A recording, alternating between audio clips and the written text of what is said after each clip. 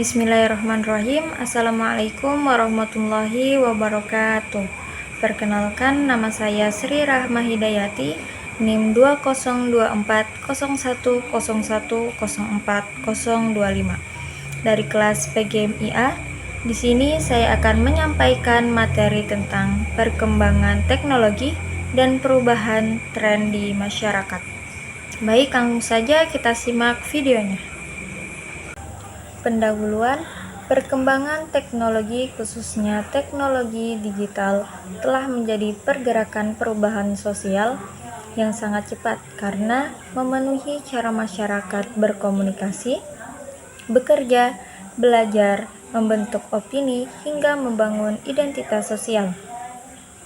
Kehadiran gawai, internet, dan platform media sosial membuat komunikasi berlangsung instan, visual, dan lintas ruang, sementara aktivitas ekonomi bergerak ke arah belanja daring, pembayaran non-tunai, serta pekerjaan berbasis platform. Perubahan ini melahirkan tren baru dalam kehidupan sehari-hari, seperti budaya bermedia sosial, pergeseran pola konsumsi, dan cara baru membangun jejaring pertemanan maupun komunikasi. UNESCO menekankan bahwa literasi media dan informasi diperlukan agar warga mampu terlibat kritis terhadap informasi serta menavigasi ruang digital secara aman.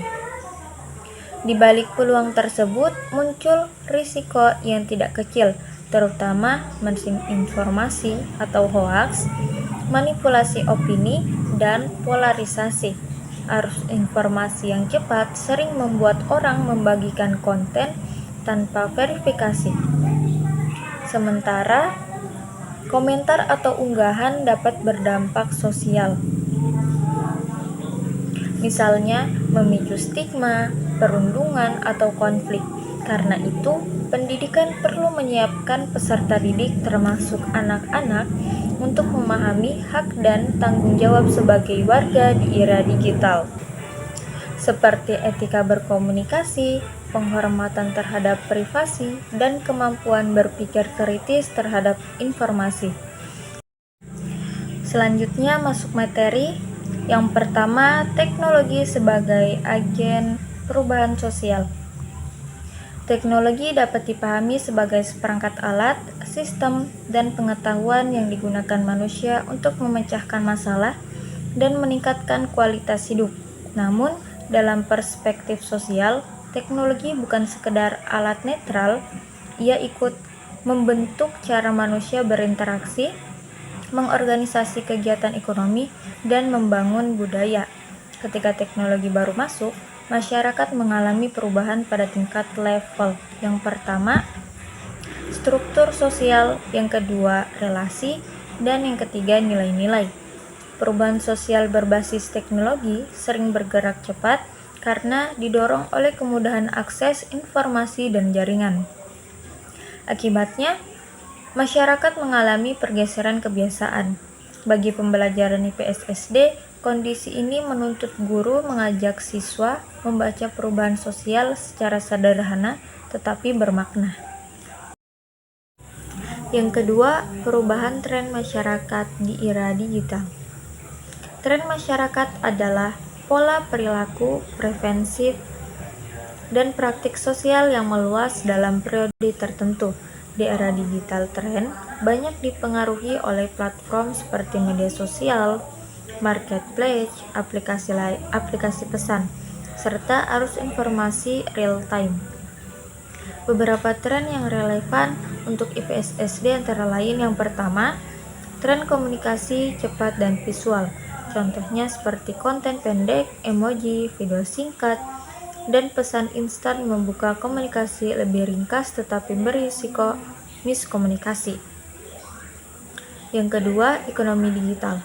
Belanja online seperti belanja online, pembayaran non-tunai, dan pekerjaan berbasis platform memperlihatkan perubahan cara masyarakat memenuhi kebutuhan.